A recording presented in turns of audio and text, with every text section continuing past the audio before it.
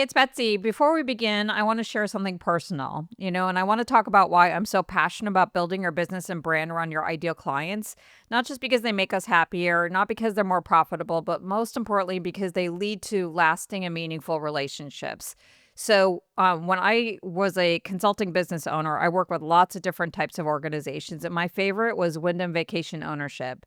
Some of it is because the industry, it was like Disney and it felt so much like home, but it was the people who worked at Wyndham that meant so much to me. A lot of them became private clients when they started their own consulting or coaching business, but some of them became treasured friends, like my friend Julie MacPherson. So after Julie left Wyndham to do her own thing, she and I would spend hours and hours having deep talks about purpose and calling and the world of spirit and soul, which she made the transition to last Thursday after a long battle with cancer. And I am so grateful to have known Julie, and I only knew her because of my business. And I am so grateful for everyone like Sarah King who brought me into Wyndham and gave me a chance to meet this amazing person. So before I begin my show, I want to encourage you to pursue clients who are your people, who you love and who love you too, because loving your business starts with loving your clients. And so everything I do with this podcast is a labor of love for the clients that I love. The people who are aspiring new and seasoned purpose-driven consultants and coaches who want to change the world, including their own. So I am so grateful to all of you who tuned into my show and continue to tune into my show, and especially to those clients who've entrusted me with their business dreams. So I just wanted to take today's episode and dedicate it to my good friend, Julie MacPherson, who is an amazing human being, and the world is definitely going to miss her. So enough on the deep emotional stuff. Let's get into today's show. Are you drowning in analysis paralysis and all the directions your next level consulting or coaching business could take? We'll find out how to find clarity in all that confusion on today's Consulting Matters podcast. And welcome to the Consulting Matters podcast. This is the show for purpose-driven transformational consultants and coaches who are ready to own the power of what they do and position themselves for the clients, the impact, the income that they're ready for. I'm your host, Betsy Jordan, and I am both a business mentor and a brand messaging and positioning strategist. You can find out about all the things I do to help my clients turn the best of their careers into thriving consulting or coaching businesses that they and their clients love on my website at www.betsyjordan.com. And don't forget, Jordan is with a Y. So let's get into what we're talking about today. So I want to continue with the topic I started last week on the messy middle. So last week I talked about why it's such a big part of consulting and coaching in general and our business ownership. But today I want to talk about specifically how do we find clarity around our business direction in the midst of it. So I want to really dial into the part around how do I find clarity on what I want my business to look like? Where am I growing my business?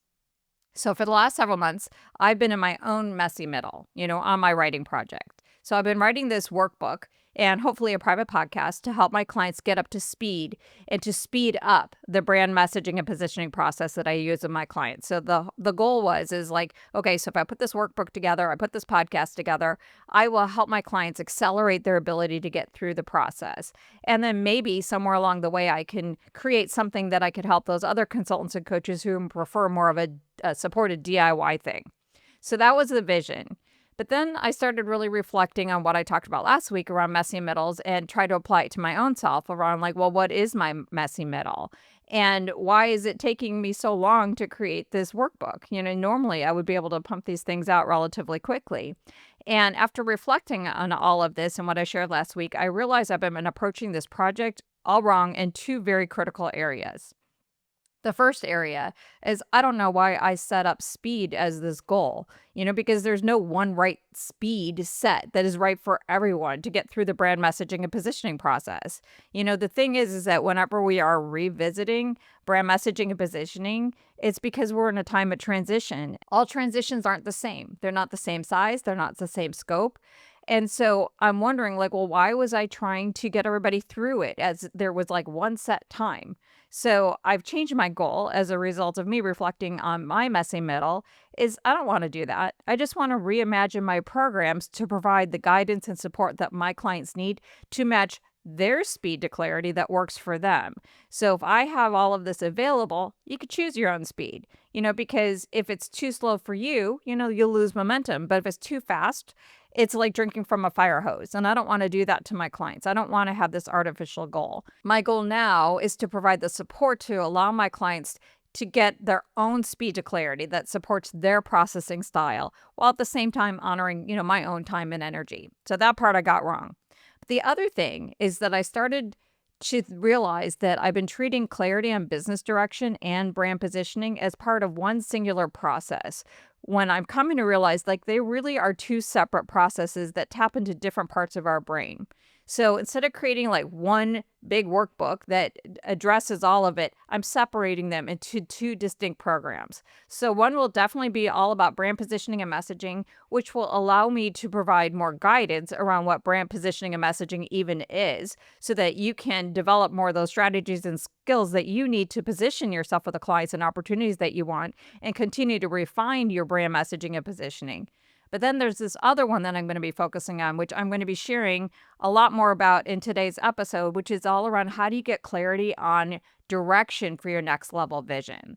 So once I got these separated, I realized like that's a really, really important part. It's not just a step that you kind of have to get through in order to get the good stuff, on the brand positioning and messaging. It's a really important part of the work, and by separating these two, I've gotten a lot more insight into what really needs to happen when your consulting or coaching business is in that messy middle and you're trying to find that clarity of direction. So I'm going to give you a sneak preview on what I'm going to be working on in that separate program today on the podcast. So in today's episode, you're going to discover why in times of transition, both your brand positioning and messaging and your business vision and intentions need to be revisited.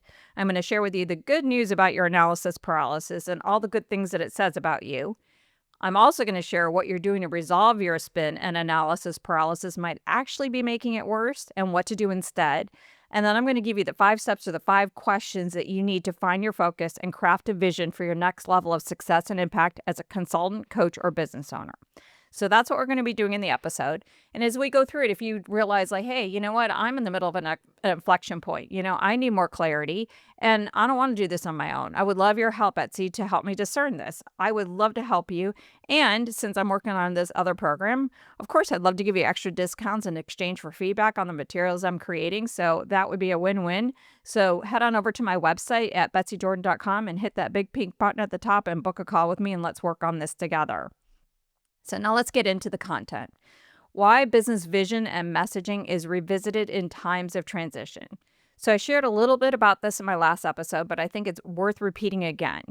So if you want to have a consulting or coaching business that expresses who you are and what you want at this stage of growth, so whether you're just getting started, building something of your own after getting by with referrals, or leveling up, you must revisit and redefine your understanding of those things. You need to redefine and revisit your understanding of who you are and what you want, because those very things are changing. That's why you're at an inflection point, is you're not the same. Something has changed, and you need to have your business model and your business vision and your branding and messaging keep up with that. So this is definitely a piece of wisdom that I for sure have developed as a result of being in business for 20 years. I'm absolutely not the same person or professional I was when I first started out. If you are wondering if that's true, you could head on over to YouTube and go deep into the videos and you'll see how different I look back in that time period. And this is why I always push people to use their own names for their business name, as it's literally the most flexible container that you can use that will accommodate growth over time. Because you will change as you grow, because you're a growth-oriented person. So you're going to grow. And who you perceive yourself now and what you will want will change. So you have to plan for that. So the phrase I like to use to describe what happens at each inflection point is that we transcend, but also include what came before.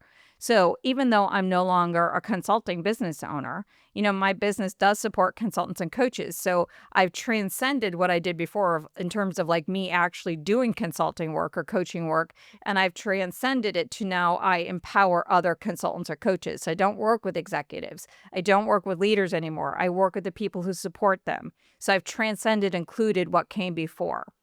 Your professional identity that got you to success that you enjoyed in your previous iteration of your business, whether it's still in your career and your leadership, or maybe it's an earlier version of your business, it doesn't just disappear. It transcends into something new and more elevated. And that's why, or one of the reasons why, just going out there and getting clients isn't a sustainable strategy, is it'll keep you doing work that you've long outgrown, and it doesn't allow you or give the space to consider, like, what could a promotion look like for myself that I want to create for my business? That I really believe that whatever business model you create at that inflection point should represent a promotion for you. It should create whatever that next level is for you in your career. So, the other thing too is what you want does evolve over time. Who you can help can pivot and shift. The types of problems you're drawn to solving can pivot and shift. And then what you want in your life, for sure, as you go through different life stages, pivots and shifts. And that's because you're a growth-oriented person. You're a growth-oriented professional. So that means you're going to be changing, and that is a very good thing.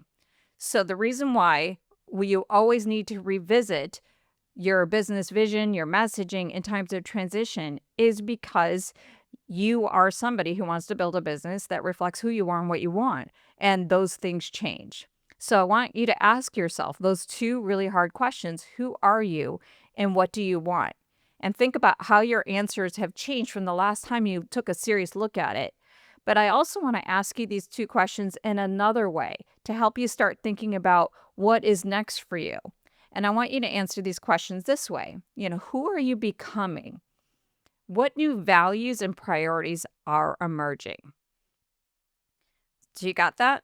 Awesome. So let's move on to the next point, which is the good news about analysis paralysis. So if you're like the majority of my clients, when we hit these inflection points in our careers and our businesses, we fall into analysis paralysis. Like that spin in your head, like, oh my God, which way do I want to go? What do I want to do? I could do this. I could do this. While you and I both know the experience is not a lot of fun, let me share with you why it's actually really good news. Reason one is you have a lot of ideas and a lot of directions your next level can take because you have a lot to offer. You have a lot that you bring to the table. So you're not somebody who's maybe in a first career trying to figure out their first business to start because, they haven't really built up this track record. You've built up multiple iterations of your track record. So you've got a lot to choose from. So that's why analysis paralysis is actually very good news. The second reason is you're a very intentional person. You want to make the right choices for the right reasons.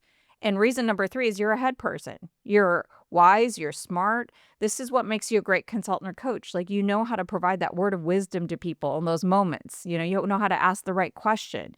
But if you're a head person, it means you also get stuck in your head.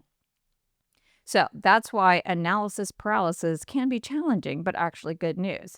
So I'd love for you to take a moment and reflect if you struggle with analysis paralysis. And I know if you're listening to this, you do struggle with analysis paralysis because that's who we are. So just nod your head along with me. But think about, like, what is the form and shape your analysis paralysis takes. And I would love for you to just try out this idea as while acknowledging the not fun experience of it. Can you acknowledge all the amazing things that it tells you about yourself? Can you acknowledge that when you are feeling that analysis paralysis, can you remind yourself of how it reflects your amazing wisdom gifts, how it reflects your ability to think things through, how people solve problems, how that reflects your intentionality and what type of person you are who has those types of values where you want to make the right decisions for the right reasons? And could you just acknowledge that what's so difficult for you is really what's amazing is you do have a lot to offer. So that makes sense that you would have analysis paralysis. So now let's talk about what you're doing to resolve analysis paralysis that might be making this worse. So the thing is that you're a great problem solver, but the problem that you're trying to figure out with your business isn't a problem that logic can solve. And so trying to put a problem solving kind of mindset onto it keeps you more in your head when the source of your answers is in your heart and it's encoded in your life. So specifically, you might go out and do tons of research, try to figure out, like, well, what I could go like this, I could do that. You could ask a ton of people. You could see what other people do and imitate it, or what a lot of people are doing right now because of AI is you might be thinking, oh my gosh, AI could solve this for me. And I get it. It feels wonderful because you can, like, dump a bunch of ideas in AI and all of a sudden it can make sense of all of your chaos. But the thing is AI does not have access to where your source of truth is about what your next level business vision should be. That is your life. It can't mimic that for you. It can find a logical through line through a lot of stuff that you put together. It can organize ideas, but it can't tell you what you're supposed to do. So those like 20-page binders of different ideas is actually keeping you more stuck. And so what you need to do instead is let your life speak and listen to what it has to tell you. So, not to the ideas. You're not listening to all the ideas you have in your head, but the yearnings of your heart.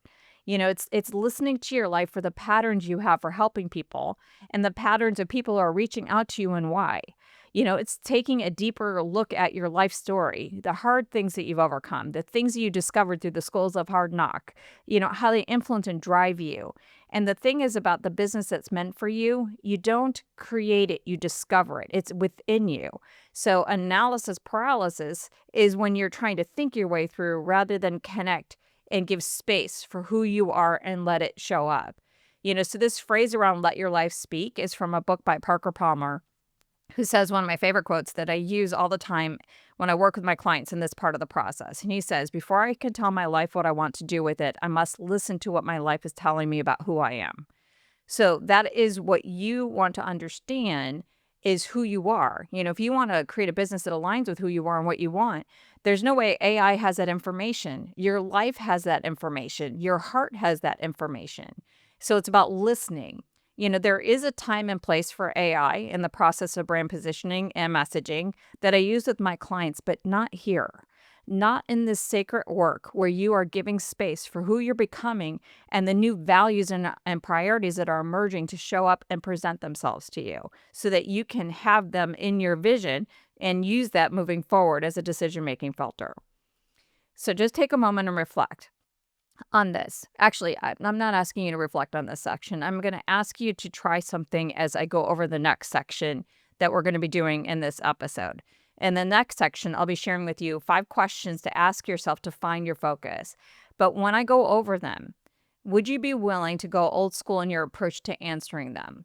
So instead of working them through with chat or Claude, or developing another multi-page volume that it could produce for you that you'll have no idea what to do with it, would you be willing to write out your responses in a journal and then maybe take those responses and talk it over with a person, a human being, who could help you make sense of it as it relates to what you're trying to create in your business now? Claude, chat, they're not experts in consulting or coaching business ownership. They are not experts on what your soul is asking for. So what would it look like for you to find space for you to answer those questions with that reflective, contemplative type of mindset, and then talk it over with somebody who has that discerning point of view who could help you make sense over what it is that you're trying to create now? All right, so now let's get into the 5 questions that I'd love for you to ask yourself to find your focus. So question number 1 is, what are your intentions and goals for your next level of success and impact as they do change over time? So what was important to you before may not be just as important to you later on. So let me also clarify the difference between intentions and goals. So to me, intentions are what you want your business to create for your life, such as location independence or time freedom to be available for your kids, or financial freedom or control over your career. Those types of things that you want your life to experience to have. And then goals are how you translate them into time and money type of objectives. So how much you want to earn, how hard you work. So these are important to set and revisit at each inflection point. So what you want in your life definitely changes. So what your intentions are very important, and they need to be used as a decision-making filter all the time, because you could always achieve your intentions. You can't always achieve your goals, but you could always achieve your intention. But it's important to recognize that your life changes. So you have to update them. My kids were 2 and 4 when I left Disney and then started my own business. They are now 22 and 24. I'm in a very different life stage right now. My lifestyle has dramatically changed and my priorities have changed because I'm no longer a parent to these, 2 small humans. And my goals have changed in terms of my finances. I used to have a large 5-bedroom house. Like I now have a 2-bedroom townhouse. So my financial picture isn't the same. So you want to revisit these and reset these at every inflection point, because you want to be making sure that your business is delivering on what you want and your lifestyle. And you need to make sure that you set that first. And again, you could always achieve your intentions, not always your goals. So my encouragement is attached to your intentions, but hold your goals loosely. All right, question number 2. What is the expertise that you have built that is relevant for the clients and opportunities that you want now versus what you've done in the past? So, expertise is one of the most powerful parts of the process I work through with my clients. I have talked about this story many times about Denise, who, when we got through the process of her identifying her expertise, her entire business vision got clear. So, Denise's story is that she built an expertise in technology. So, she was a CIO and she was a CIO for schools, I think it was. And so that was an expertise. She knew that expertise, and it was very clear to her. So when she was trying to build her business, it's like, oh, like I think that there's something else that's going on here that I really want to use as the expertise for my business, but I don't really have words for it, because she didn't necessarily want to start a consulting business on technology. So we had to back up and look at her life. And what Denise uncovered through this conversation around her expertise is that she actually built this other expertise around her being a Latina woman and winding up in the C-suite, in a profession that there was not a lot of people who look like her. And she had spent a lot of time on the side mentoring other diverse professionals. And so it became clear that executive development for diverse professionals in tech was the expertise that she wanted to build her business on. But I could tell you a whole bunch of other stories. You can head on over to episode 141 in my podcast and hear from Pamela, who started off as a real estate agent that became a real estate coach and then discovered an expertise around how to help other women start and grow their own coaching businesses. So expertise is really more this broader professional field of mastery that's relevant and useful to others. So it's not like a list of skills that people can endorse you for on LinkedIn. It's not your strengths. It's this broader professional label. But what gets tricky about expertise, especially in the context of figuring out your direction for your next business, is that the expertise that got you to the place where you are today isn't likely to be the expertise that you want to use moving forward. So this is the source of much of your analysis paralysis. It's likely that you've built an expertise that you cannot see nor have clear words for that is far more interesting, engaging, and relevant for the clients and opportunities you want now. So creating this awareness on this emerging expertise is really the game changer. So if you don't know what your expertise is in general, like what even your background is, or if you don't really have a label for the expertise that got you to this point, it's going to be hard to see how it's changing. But really doing that detailed work around, like, here's the different type of expertise, and making a strategic choice will transform so much around your clarity and much faster than you imagined it to be. Question number 3. What are your best at strengths, and are you finally ready to take them seriously? So if expertise is what you know, your strengths are how you deliver what you know. But Marcus Buckingham says, strengths are the activities that you do that you're not just good at, but you're the best at. And when you do these activities, it makes you feel strong. So this isn't about the things that you do that makes you a pleasant professional or great work habits. And it's not just about that. And it is not enough just to mind and know your strengths, but it's important to take them seriously, especially in terms of deciding what types of consulting or coaching products and services you actually want to offer your clients that leverage your best at strengths.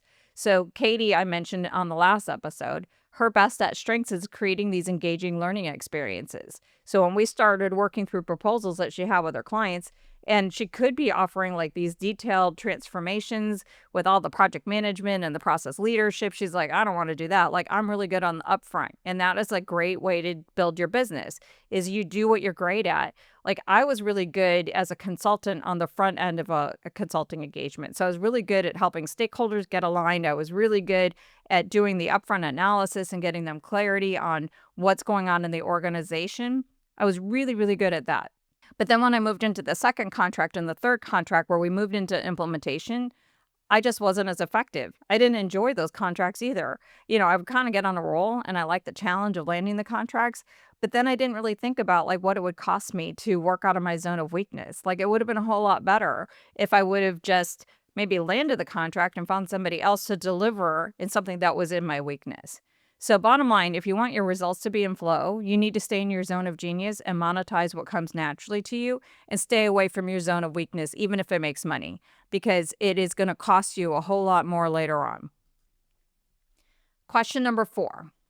What's the passion that drives you and influences the consulting or coaching stance and in your client work, as well as the change you wish to see in the world? So if strengths are what you love, passion is actually what you hate. So there is something about the clients that you want to work with the problems that they have, that you're sparked to compassion and action in some way. There's something about the person that you're meant to help, is that you are driven and motivated. It is like you just see their problem and you're like, okay, that can't be. I want to help them in some way. And then it's also, your passion is related to those things that tick you off about what other consultants and coaches do that you just know is wrong. Like your passion is those things that bring you energy. Like the word passion comes from the Latin. It related to the passion of the Christ, the suffering of the Christ. So passion is your why. And it's not just like, oh, I love this more. I love consulting or coaching. I love helping people. Like that's your strengths. Your passion is what needs to change in the world, that I want to be a part of, what changes for my clients, what changes in the world at large. And the thing is about your why is it might change over time, but it definitely gets more refined the longer you're in business, because you learn more and you see more.